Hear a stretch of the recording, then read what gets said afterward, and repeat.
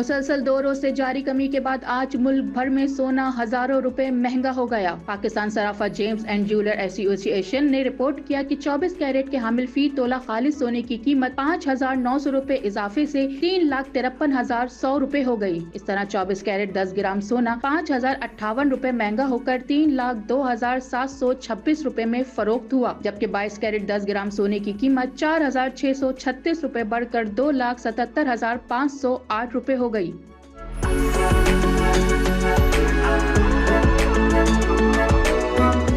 इधर फी तोला और 10 ग्राम चांदी की कीमत बिल तरतीब 3,456 रुपए और 2,962 रुपए बरकरार रही।